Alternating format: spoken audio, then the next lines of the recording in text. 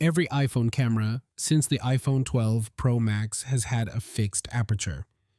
One setting, and software compensating for the rest. The iPhone 18 Pro Max is about to break that.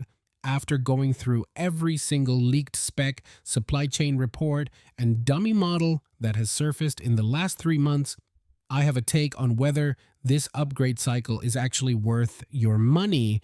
And there is one spec on this phone, not the chip, not the camera, that I think is going to matter more to you in 2 years than it does today. We will get to it.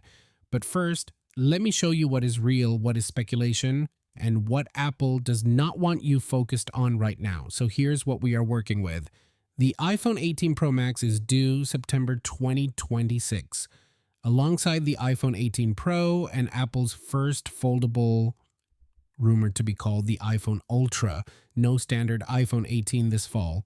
Apple split the lineup.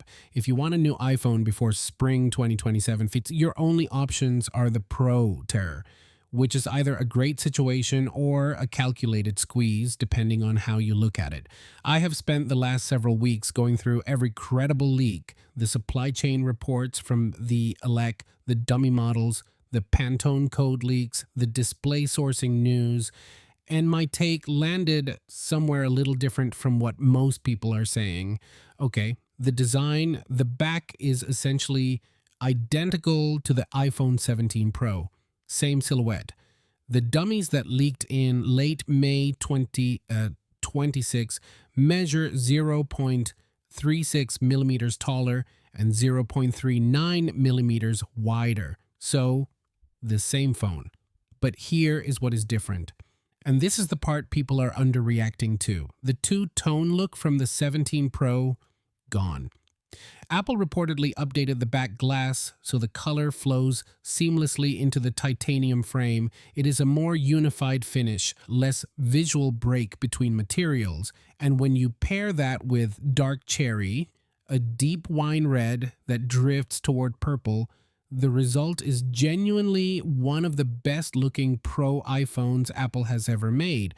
For context, last year's hero color was cosmic orange, loud, playful. Dark cherry is the opposite energy. It is the color you pick when you want people to ask what phone that is, not clap for it. Cloud blue is the other interesting one. Brighter than you would expect for a Pro, more saturated than the pale blue MacBook Air. If the final product matches the leak, it could be the most eye-catching Pro color since Sierra Blue iPhone 13 Pro.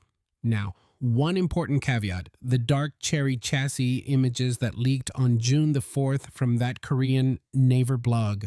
McRumors updated their article after publication. New information came to light suggesting the images had been artificially manipulated and are not, in fact, iPhone 18 Pro chassis parts. So treat that specific leak with some skepticism, but the color itself, multiple independent sources, dummy models, and Pantone codes all point to dark cherry as real. The specific leaked frame images maybe not real, the color almost certainly real. That distinction matters. Now let us talk about the front of this phone. The dynamic island is getting smaller. Multiple reports point to a 25 to 35% reduction in size. That would be the biggest face-on redesign since the dynamic island debuted on the iPhone 14 Pro in 2022. How Apple is reportedly pushing Face ID's infrared sensors under the display. The front camera may stay in a small punch hole cutout, but the pill-shaped interruption that has defined the iPhone look for 3 years, significantly smaller. And in everyday use, that means more uninterrupted screen, less visual noise when you are watching something, less physical presence at the top of the display. It sounds like a small thing. It does not feel like a small thing when you actually use a phone. It is like when someone fixes the squeaky door in your house. You did not realize how much it bothered you until it stopped. Okay, this is the part I have been building toward, and I want to be honest, when I first saw this in the supply chain reports, I almost skipped it. Because display technology upgrade sounds exactly like the thing you skim past in a spec breakdown. Do not skim past this one. Apple is moving the iPhone 18 Pro Max from LTPO to LTPO Plus.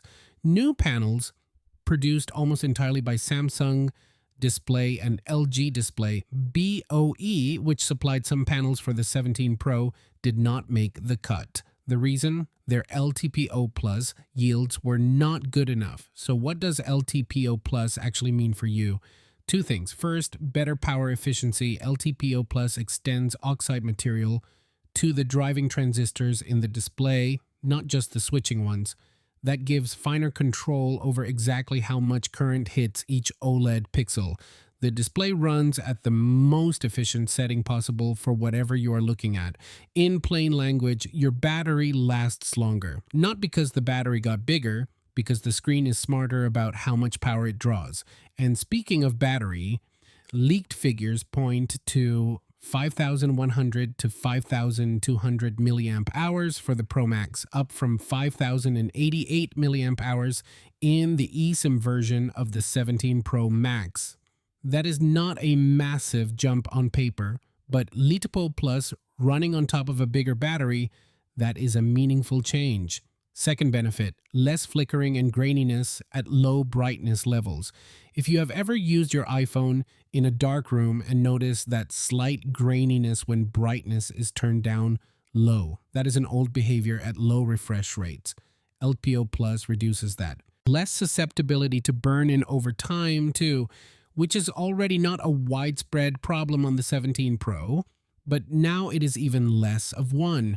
Here is why this matters more than people are giving it credit for. Most reviewers are going to measure the A20 Pro chip benchmarks. They are going to run camera tests. They are going to talk about the variable aperture. And almost none of them are going to sit in a dark room 6 months after launch and talk about the fact that the display just works better. But you will notice it every single day. That is the spec nobody is focused on. That is the one I think matters most. Now, the camera, every iPhone camera since the beginning, fixed aperture, one setting, software doing the rest of the work. The iPhone 18 Pro Max is reportedly getting a variable aperture main camera. This is Apple's biggest camera hardware change since the 17 Pro Max's telephoto overhaul. Here's what that actually means. Your eye does this automatically. Bright sunlight, your pupil shrinks. Dark room, your pupil opens wider. A variable aperture does the same thing mechanically for the first time on an iPhone. So instead of the camera just guessing with software, it physically adjusts how much light reaches the sensor. Better low light performance, real control over depth of field. The aperture range being floated is not from a sourced leak. Take those specific numbers with caution. The variable aperture itself, multiple sources, credible, combined with the LTPO plus display processing the images you are capturing and a 2 nanometer, A20 Pro chip doing real-time computational photography before you even put the phone down. The camera stack on this device is legitimately different. Not new megapixel count different, hardware level different. Quick note on the chip, A20 Pro, TSMC 2 nanometer process, Apple's first 2 nanometer chip. Performance improvement over the A18 Pro, real, up to around 15% faster in early estimates, better efficiency, more on device AI capability, which matters for that new camera, and for the completely revamped Siri that ships with iOS 27. Speaking of iOS 27, Siri is reportedly getting a standalone app this year, chat-based interface, previous conversations accessible, integration with ChatGPT, Gemini, Claude, downloadable as extensions. The brain of Siri may be partially powered by a custom Gemini model. I know. Apple Gemini. Take a moment, and then there is the iPhone Ultra, Apple's first foldable iPhone, launching the same September event as the 18 Pro Max, rumored to start north of $2,000. Here's the quiet truth about that. It might be the best thing that happened to the Pro Max. When a $2,000 foldable is sitting next to your phone at the event, the $1,199 Pro Max suddenly feels like the reasonable option. That is not an accident. So, Should you wait for the iPhone 18 Pro Max? If you are on an iPhone 14 or older, this is a straightforward answer. Yes. Variable aperture camera, a 20 Pro on 2 nanometer, LTPO plus display that is genuinely better in daily use, a smaller dynamic island, and a battery that should outlast almost anything you have had before. Wait, if you are on a 16 Pro Max, honestly, probably not. The chip is better, yes, but you already have a great chip. The camera variable aperture is interesting, but not sell.